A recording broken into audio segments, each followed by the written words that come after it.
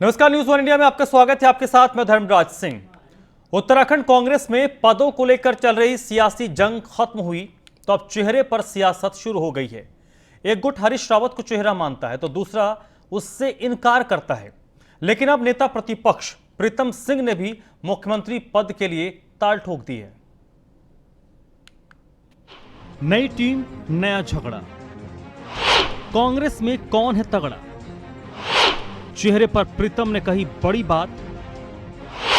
क्या हरीश गुट का भी मिलेगा साथ?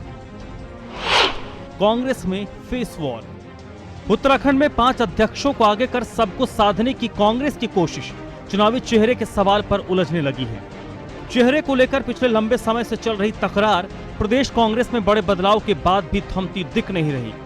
नेता प्रतिपक्ष का कार्यभार ग्रहण करने के बाद प्रीतम सिंह ने कहा कि कांग्रेस में मुख्यमंत्री के चेहरे को लेकर किसी तरह का कोई विवाद नहीं है।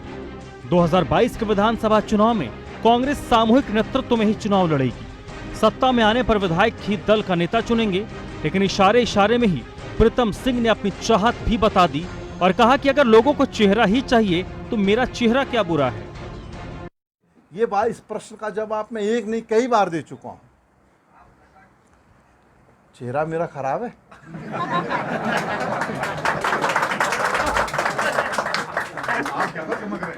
नहीं, मैं बताओ ना।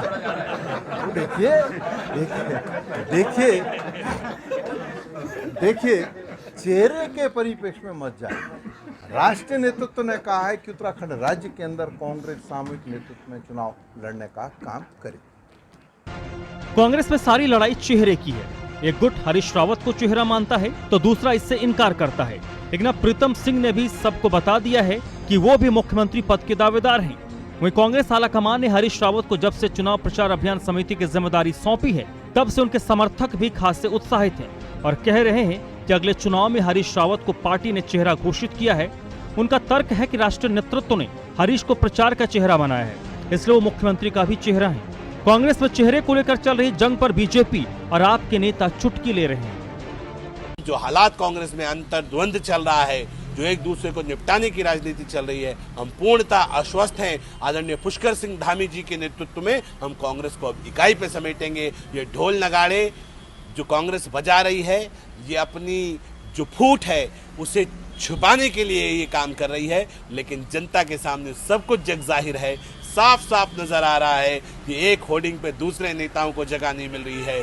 ग्रुपबाजी साफ साफ नजर आ रही है। मुझे लगता है कांग्रेस का इससे बुरा वक्त नहीं हो सकता। कांग्रेस तो उत्तराखंड में अभी भी बहुत तेजी से धड़ों में बढ़ती जा रही है। लीडर ऑफ अपोजिशन जो अभी बने हैं प्रीतम सिंह जी, उनका जो ये कहना है कि वो भी तो मुख्यमंत्री के चेहरे हो सकते हैं।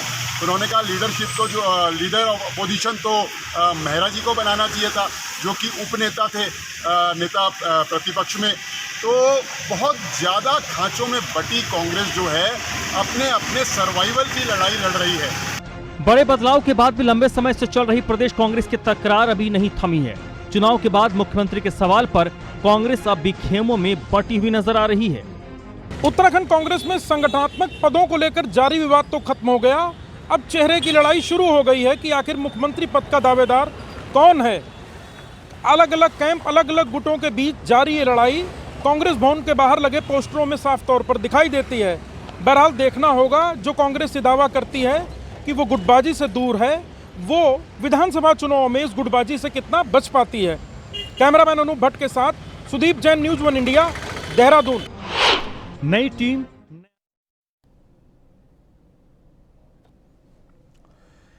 तो आखिरकार कांग्रेस पार्टी में लंबे पिछले 1 महीने से जो एक जिच चली आ रही थी कि नेता प्रतिपक्ष कौन होगा, प्रदेश अध्यक्ष कौन होगा, वो सारी चीजें अब खत्म हो गई। उन सवालों के जवाब मिल गए हैं। लेकिन अब चेहरे की लड़ाई शुरू हो गई है। प्रीतम सिंह कहते हैं मेरा चेहरा क्या बुरा है? बिल्कुल चेहरा बुरा नहीं है, लेकिन क्या कांग्रेस पार्टी उस एक चेहरे के सहारे आगे बढ़ेगी? क्योंकि दूसरा जो गुट है वो मानने को तैयार नहीं है। आज कांग्रेस की बात करेंगे, कांग्रेस के अंदर क्या चल रहा है उस पर हम आज बात करेंगे। तो इस चर्चा में मेरे साथ सुरेश जोशी जुड़ रहे हैं, प्रवक्ता है भारतीय जनता पार्टी के। सुरेश जी, बहुत बहुत स्वागत आपका। शिशुपाल रावत हैं, आम आदमी पार्टी के प्रवक्ता हैं। शिशुपाल जी, आपका भी बहुत बहुत स्वागत। और फोन लाइन पर जुड़े हैं कांग्रेस पार्टी के नेता मथुरा दत्त साहब। मथुरा दत्त जी, सबसे पहला सवाल तो आपसे ही बनता है कि क्या कांग्रेस में ऑल इज वेल है? बिल्कुल ऑल यूजुअल है। आपने अभी देखा होगा, आप सुबह से देख रहे हैं किस तरीके का स्वागत अध्यक्ष जी का हुआ जगह जगह, और सारे एक मंच पर अपनी बात कहते हैं, सारे लोग एक साथ हैं। और ये ठीक है, आप लोगों की अपनी कयास हो सकती है, उसमें हम ज्यादा कुछ नहीं कहना चाहेंगे। लेकिन मैं एक बात कहना चाहूंगा कि आपको बिल्कुल कांग्रेस एक है, एक रहेगी, और एक ही, कहीं पर किसी में कोई मतभेद नहीं है। और भारतीय जनता पार्टी की सरकार को इस प्रदेश से उखाड़ने के लिए कांग्रेस का एक एक कार्यकर्ता पूरे जी जान से जुटेगा, और 2022 में कांग्रेस की सरकार सत्ता आएगी। नहीं, वो तो ठीक है, अब भारतीय जनता पार्टी को उखाड़िए, उसमें कोई दिक्कत नहीं है, जनता उखाड़े, मेन तो वोट जनता को देना है। लेकिन कहा जो जानकार है वो बताते हैं कि कांग्रेस पार्टी जब तक खुद के अंदर की लड़ाई को नहीं सलटाएगी तब तक वो भारतीय जनता पार्टी से लड़ेगी कैसे? दिख रही है बताइए, कहीं आपको कांग्रेस में लड़ाई दिख रही क्या? किसी का गुत्थम गुत्था हो रही क्या? मतलब सर, अब आमने सामने गुत्थम गुत्था तो लड़ाई थोड़ी होती है। ये राजनीतिक मंच है, और राजनीतिक अपने अपने अलग अलग विचारधाराएं होती हैं। और कांग्रेस पार्टी में जिस समय करने का मौका होता है, आपने देख लिया, सारे एक साथ रहते हैं, सारे नेता एक साथ रहेंगे, आगे भी एक रहेंगे, और निश्चित रूप से कहीं कोई मनमुटाव आपको नहीं दिखेगा। ठीक है, आप बने रहिएगा। मथुरा दत्त जोशी साहब, सुरेश जोशी जी, मैं जरा में हूँ, इसलिए आज विनम्र के साथ आपसे माफी चाहता हूँ, क्षमा करें।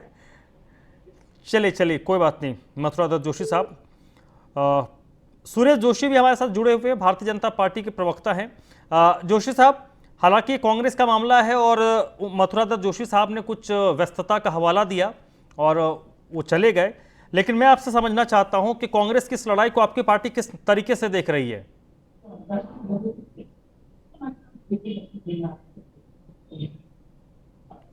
सुरेश जी, आपको मेरी आवाज आ रही है?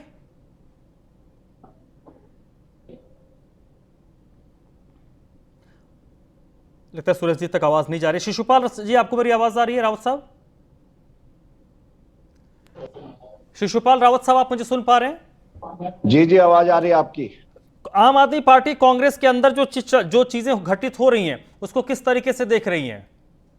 देखिए, वैसे तो ये कांग्रेस का मामला है, हम इसमें बहुत ज्यादा डायरेक्ट इंटरफेयर नहीं कर रहे, लेकिन जिस प्रकार से चाहे कांग्रेस हो चाहे बीजेपी हो, जिस दिन से आम आदमी पार्टी का कार्यकर्ता, आम आदमी पार्टी के सिपाही आदरणीय केजरीवाल जी के निर्देशन से जो है घर घर जाने का काम कर रहे हैं, पूरे उत्तराखंड में पहाड़ों पे जाने का काम कर रहे हैं, उस दिन से दोनों पार्टियां विचलित है। जहां तक कांग्रेस की बात है, मैं पहले भी कहता हूं कि कांग्रेस में तो 9 गुट और 10, आज भी कांग्रेस आपस में लड़ रही है। आज गणेश गोदयाल जी, हरीश रावत जी वरिष्ठ नेता है, आज वो ये दिखाने की कोशिश कर रहे हैं कि अध्यक्ष हमारा है, और नेता प्रतिपक्ष ये दिखाने की कोशिश कर रहे हैं कि कार्यकारी अध्यक्ष मेरे हैं। तो कांग्रेस की लड़ाई होती रहती है, और कांग्रेस पे आज जनता को विश्वास नहीं है। जिस प्रकार से पिछले 5 सालों में कांग्रेस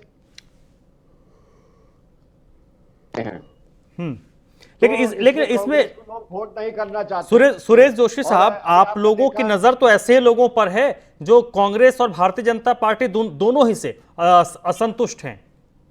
नहीं, देखिए, आम आदमी पार्टी का सीधा फार्मूला एक है, जो हमारे राष्ट्रीय संयोजक आदरणीय केजरीवाल साहब का आदेश है कि जो 3C को पास करता हो, कॉमनल ना हो, क्रिमिनल ना हो, करप्ट ना हो, ऐसे व्यक्ति के लिए, चाहे वो कांग्रेस में चाहे बीजेपी में, उनका हम सादर स्वागत करते हैं। लेकिन आम आदमी पार्टी की जो अपनी एक मैनिफेस्टो है कि व्यवस्था परिवर्तन करना, राजनीति में व्यवस्था परिवर्तन करना हमारा बड़ा लक्ष्य है। और बीजेपी कांग्रेस, इसके अलावा इनका कोई काम नहीं है दूसरा। तो कांग्रेस में बहुत ज्यादा विश्वास आज लोगों को नहीं है, चाहे ये कितना भी ढोल पीटते रहे, नाचते रहे, गाते रहे, लेकिन अभी कांग्रेस अपने आपस में ही दिखा रही है कि भैया मैं तेरे से बड़ा, मैं तेरे से बड़ा। और इसीलिए रसातल पे कांग्रेस में कहां लोग रह गए। सारे कांग्रेस के जो नीचे के तबके के कार्यकर्ता हैं आज वो मायूस है, क्योंकि कांग्रेस के जो बड़े नेता वो आपस में लड़ रहे हैं और अपने लिए ठीक है ढूंढने में लगे। रावत साहब, ठीक है। सुरेश जोशी जी, आपको मेरी आवाज आ रही है? सर, शायद बीजेपी वाले डर रहे हैं अब बोलने में। नहीं, आवाज सुरेश जोशी जी, आपको मेरी आवाज आ रही है? लगता है मेरी आवाज उन तक नहीं जा रही है। सर बीजेपी के बदले का भी मैं बोल देता हूं, इनका भी कशमकश चल रही है, बीजेपी और कांग्रेस। आज मैं बैठा हूं, मैं बाहर आकर के बैठा हूं, आज बिजली विभाग के पूरे कर्मचारी सड़क पर उतरे हैं, सफाई कर्मचारी पूरे प्रदेश के सड़क पर उतरे हैं। बिजली कर्मचारी की तो हड़ताल खत्म हो गई सर, रावत साहब। जी बिजली कर्मचारियों की हड़ताल तो खत्म हो गई, स्थगित कर दिया उन्होंने। सर अभी तो हम बिना लाइट के बैठे, आज 12 घंटे होने वाले, यहाँ लाइट नहीं है रामनगर में। चलिए धन्यवाद, अगर खत्म कर दिया तो कर्मचारियों की परेशानी होगी, सरकार को सुननी चाहिए। ठीक है, सुरेश जोशी जी, अब आपको मेरी आवाज आ रही है? आ रही है आपकी आवाज? हाँ, जोशी साहब, आम आदमी पार्टी ये कह रही है कि भाई कांग्रेस का तो मामला अंदरूनी है, लेकिन कांग्रेस और आम आदमी पार्टी, कांग्रेस हो, आम आदमी पार्टी हो, भारतीय जनता पार्टी हो, जनता जब इन तीनों को तौलेगी तो वहां पर आम आदमी पार्टी का पलड़ा भारी होगा, क्योंकि आप दोनों दलों से जनता आजीज आ चुकी है। देखिए, पहली बात तो ये मैं बताऊं कि जिस तरह से हम लोग प्रजातंत्र व्यवस्था के तहत सभी लोगों को अपनी अपनी बात, अपनी अपनी अभिव्यक्ति को जाहिर करने का अधिकार है, ये हमारे कॉन्स्टिट्यूशन ने, संविधान ने हमको अधिकार दिया है। उसी तरह किसी भी व्यक्ति को सपने देखने का अधिकार है। अगर वो दिन में तारे देखता है और रात को जो है सूर्य देखता है, तो ये किसी के लिए कोई उस पर भी रोक नहीं है। इसलिए आम आदमी पार्टी क्या सोच रही है, कांग्रेस क्या सोच रही है, उनके क्या सपने हैं, उनके क्या कार्यक्रम हैं, उनकी क्या नीतियां हैं, उनकी क्या आइडियोलॉजी है, ये सारा विषय जो है कि जनता के सामने खड़ा है। और 2022 बहुत दूर नहीं है, बहुत नजदीक है। उस समय सब कुछ दिख जाएगा कि भाई किससे कौन परेशान है और किससे कौन खुश है, और किसको लोग लाना चाहते हैं और किसको लोग हटाना चाहते हैं। इसलिए जो है कि ये विषय इसलिए नहीं है कि देखो हम लोग सरकार में हैं, हमारा जो कर्तव्य है, जो सरकार ने हमको मैंडेट दिया है, उस मैंडेट के तहत हम लोग काम कर रहे हैं, और सरकार की जो प्राथमिकता है उन प्राथमिकताओं में हम लोग काम कर रहे हैं। और जनता ने जो है कि उसके तत्पश्चात मतदान करना है। और मुझे लगता है कि देखो, उत्तराखंड के अंदर अगर हम एक एक विषय को छुएंगे तो आज देखिए कि देश के अंदर जिस तरह से कोरोना की महामारी आई, और कोई उत्तराखंड का चाहे वो कितने ही रिमोट का भी परिवार होगा, हर परिवार तक राशन पहुंचाने की व्यवस्था मोदी जी की सरकार ने, उत्तराखंड की सरकार ने की है।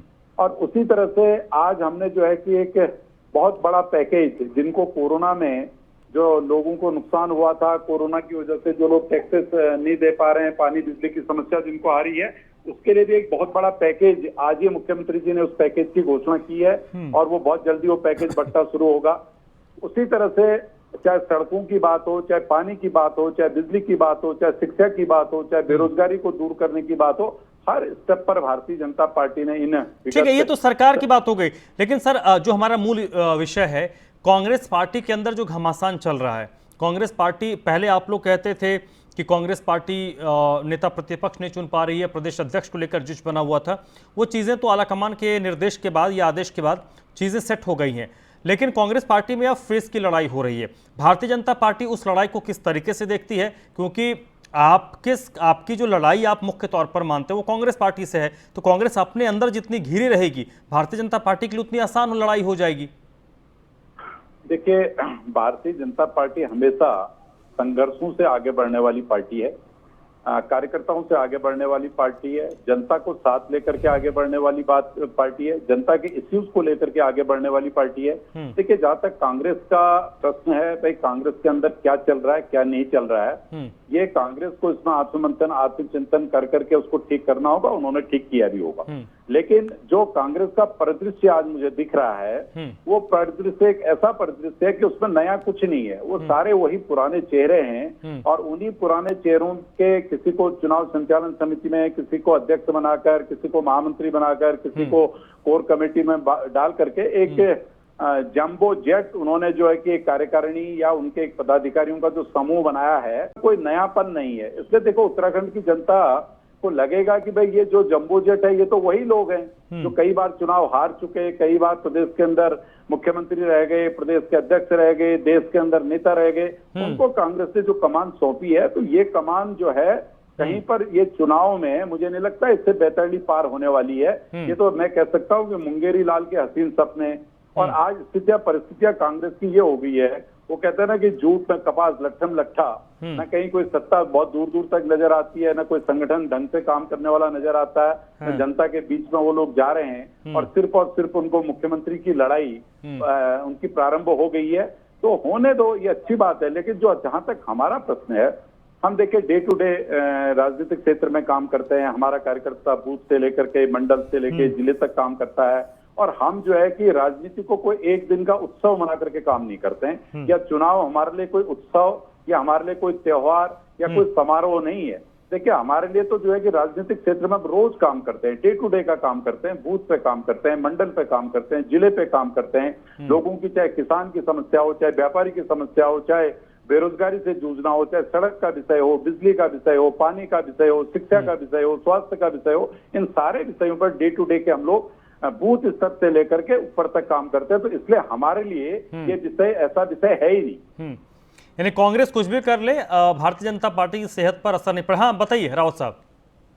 देखिए ऐसा है कि मैं सुरेश जोशी जी को याद दिलाना चाहता हूं कि 2013, 2015 और 2020 दिल्ली के चुनाव को भी याद रखिए, वहां पर भी आपका संगठन काम कर रहा था।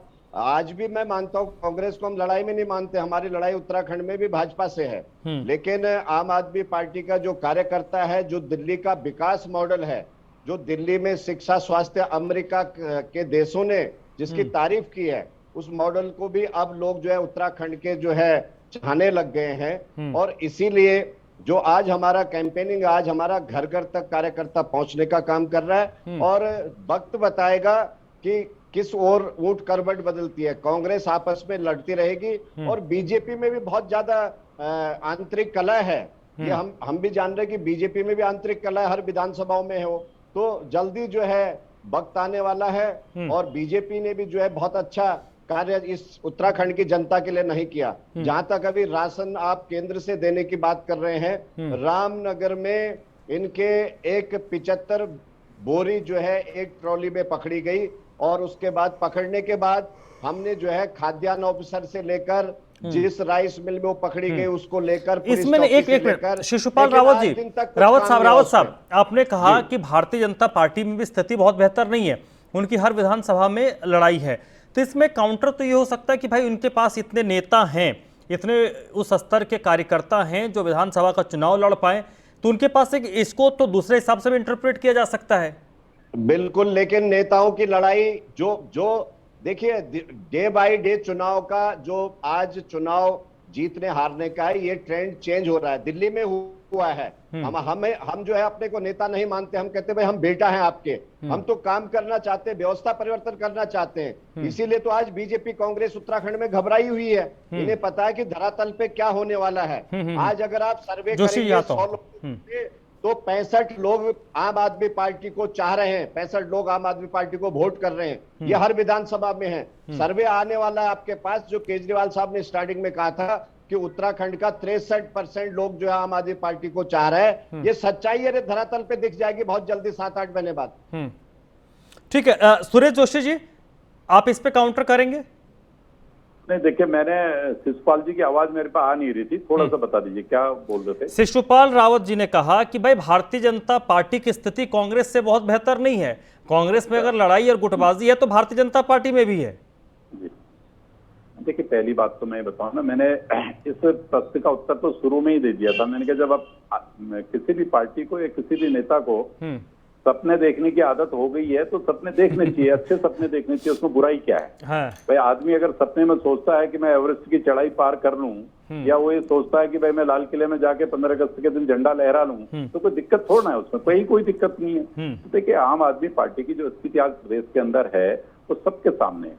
मैं आज आपको कह रहा हूं कि आप नोट कर लीजिए, 70 विधानसभाओं में जब चुनाव होगा, तो जब चुनाव की अधिसूचना जारी होगी तो 70 विधानसभाओं में इनके पास 70 विधायक के प्रत्याशी नहीं होंगे। इनकी आज जो स्थिति है 70 विधानसभाओं में 70 प्रत्याशी नहीं होंगे। अब जिस पार्टी के पास 70 प्रत्याशी नहीं है वो भारतीय जनता पार्टी जैसी कैडर बेस्ड पार्टी से जो पार्टी जो है कि देश के अंदर 303 सांसदों के साथ काम कर रही है। अब ये भ्रष्टाचार की बात करते हैं, देखिए इनकी एक तो आदत बहुत खराब है, जब हम लोग बोलते हैं तो बहुत शालीनता से सुनते हैं, समझते हैं। शिशुपाल जी तो देखिए अच्छे उसमें जो है कि इन्होंने ग्रीन फील्ड एकेडमी का कोई अपना वो भी लिख रखा है आगे, तो ये तो मुझे लगता है कि ठीक ठाक उससे काम करते होंगे। तो कम से कम शिशुपाल जी थोड़ा सुनने की आदत भी रखिए, केजरीवाल के जैसा मत करिए हर बार पोल पर चढ़ना और जो है कि फिर पोल से नीचे उतरना, फिर जो है अपने शरीर में स्याही फेंकना, ये काम मत करिए। देखिए उत्तराखंड इसको पसंद नहीं करेगा, ये दिल्ली में चल जाएगा, पंजाब में चल जाएगा, उत्तराखंड के अंदर आप तो उत्तराखंड के बहुत सम्मानित व्यक्ति हैं और रावत जी तो वैसे रावत लोग हमारे बहुत ही सम्मानित होते हैं, तो इसलिए जो है कि देखिए ये दिल्ली में पैटर्न नहीं चलेगा। आप एक बार तो जो बार बार बोल रहे हैं कि हमने दिल्ली में मॉडल दे दिया, मैं आपको 2-3 दिन में वीडियोस भेजने वाला हूं कि दिल्ली में एक बारिश में दिल्ली की क्या स्थिति हो गई थी। आपके हॉस्पिटल के मोहल्ला क्लिनिक के भी मैं वीडियो भेजने वाला हूं, जहां पर जो है कि मोहल्ला क्लिनिकों में जिस कुर्सी पे डॉक्टर को बैठना चाहिए था वह कुत्ता बैठा हुआ, वो क्लिनिक भी मैं आपको भेजने वाला हूं। ठीक है रावत साहब क्षेत्र के स्कूलों की भी मैं आपको फोटो भेजने वाला हूं। एक लाइन में, ठीक है जोशी जी, अब केजरीवाल मॉडल पे नहीं जाते हैं, एक लाइन पे शिशुपाल रावत जी, जो सुरेश जोशी ने कहा कि जब चुनाव का अनाउंसमेंट होगा, जब चुनाव की अधिसूचना जारी होगी तो 70 विधानसभा के लिए आपके पास 70 उम्मीदवार नहीं होंगे जिनको आप खड़ा कर पाएं। ये उनका आरोप है और बड़ा गंभीर आरोप है, क्योंकि एक बात में तो वाकई दम है कि अगर दिल्ली में आपकी सरकार बनी तो उसके पीछे कुछ ना कुछ संगठन की बात थी। पूरी दिल्ली वो इंडिया अगेंस्ट करप्शन के लड़ाई में दिल्ली के लोग जुड़े थे और वो एक कैडर बना, फिर आपकी सरकार बनी, फिर उसमें लोग जुड़े। उत्तराखंड में क्या आपके पास वाकई कैडर बेस है? सर देखिए, जोशी जी ने एक बात कही, वरिष्ठ नेता है भाजपा के, और मैं बड़े सम्मान के साथ कहना चाहता हूं कि आपने कहा ये बात नोट कर लीजिए। जोशी जी, हमारे हर विधानसभा में कम से कम 5-5 हजार कार्यकर्ता आज तैयार हैं। ये आज मैं आपको रिटर्न में दे रहा हूं और आप भी नोट कर लीजिए इस बात को, क्योंकि मैं प्रदेश उपाध्यक्ष के साथ महिला विंग का इंचार्ज भी हूं और हमने महिला विंग तैयार कर लिया, यूथ विंग तैयार कर लिया। ये जरूर है कि हमारे पास नेता नहीं हो सकते हैं, क्योंकि नेता लंबी बात करेंगे, नेता जो है कि सिर्फ अपनी फोटो सेशन की बात करेंगे, लेकिन हमारे पास जो घर घर का कार्यकर्ता है वो बिल्कुल तैयार है कि बदलाव करना हमने। जहां तक आपने कहा कि मैं वीडियो भेजूंगा जो दिल्ली का मॉडल है, देखिए दिल्ली में केंद्र शासित प्रदेश दिल्ली है, ये आप भी जानते हैं, राज्यपाल की परमिशन वहां पर हर काम के लिए लेनी पड़ती है। हमारे पास जीडीए नहीं है, हमारे पास पुलिस नहीं है, हमारे पास एमसीडी में भाजपा बैठी हुई है। आखिर अगर नालियां चौक हो रही है, वहां पर तालाब बन रहा है, तो ये रणनीति के तहत बनाया जा रहा है। भाजपा चाह रही कि केजरीवाल साहब को कैसे बदनाम किया जाए, जब भ्रष्टाचार पे वो बदनाम नहीं कर पाए। चारों तरफ आपने जो है बसों में अकाउंटेबिलिटी देने का काम किया और कोर्ट ने क्लीन चिट दिया कि कहीं पर भी केजरीवाल सरकार में भ्रष्टाचार नाम की कोई चीज नहीं है। तो भाजपा को कुछ नहीं दिखता, इनके लोग दिल्ली में एमसीडी में बैठे हुए हैं और एमसीडी में काम नहीं कर रहे, जिससे दिल्ली में आज तालाब दिखाने का काम कर रहे हैं। जहां तक ये मोहल्ला क्लिनिक की बात कर रहे थे, जहां पर मोहल्ला क्लिनिक पहले 3 साइड में चढ़ता था, आज 4-4, 5-5 मंजिल के हॉस्पिटल हैं और हर मरीज को हर दवाई, हर जांच वहां पर मोहल्ला क्लिनिक में मिलने को कर रहा है। यही उत्तराखंड में भी होगा, थोड़ा समय लगेगा, लेकिन 1 साल के अंदर उत्तराखंड का जो नवनिर्माण हम करने जा रहे हैं, ये बीजेपी, कांग्रेस और हमारे साथियों को भी दिखेगा। हम तो कहना चाहते हैं कांग्रेस बीजेपी वालों से, आप अपनी पार्टी में रहिए, लेकिन लोगों के विकास के लिए, शिक्षा के लिए, स्वास्थ्य के लिए, बिजली के लिए, सड़क के लिए, रोजगार के लिए, पानी के लिए सिर्फ वोट जो है आम आदमी पार्टी को करने का काम। चलिए ठीक है जोशी साहब। देखिए, पहली बात तो मुझे जो रावत जी ने जिस विषय को बोला, मुझे हंसी इस बात पर आ रही है कि ये अभी से फेस सेविंग करने लग गए।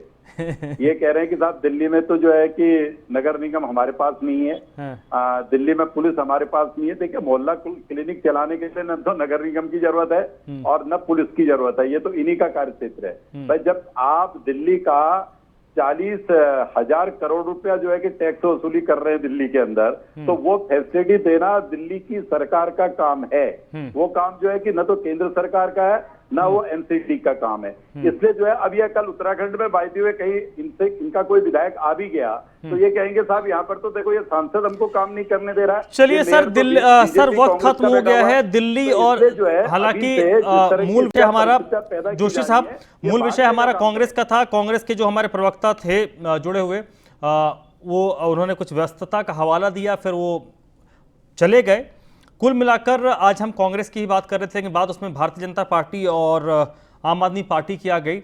लेकिन वाकई आप दोनों जुड़े, आप दोनों का पहले तो बहुत बहुत शुक्रिया, शिशुपाल रावत साहब और सुरेश जोशी जी। अब लेकिन मूल बात यही है कि कांग्रेस पार्टी की जो हम बात कर रहे थे देवभूमि के चक्रव्यूह में, कांग्रेस पार्टी के लिए वाकई अगर अपनी उपस्थिति वो दर्ज कराना चाहते हैं और सत्ता में वापसी का जो सपना कांग्रेस पार्टी देख रही है, वो तभी संभव हो पाएगा जो कांग्रेस के अंदर एकजुटता होगी और कांग्रेस के अंदर की जो लड़ाई चल रही है उसको खत्म किया जाएगा। तो फिलहाल हमारे खास पेशकश में बस इतना ही।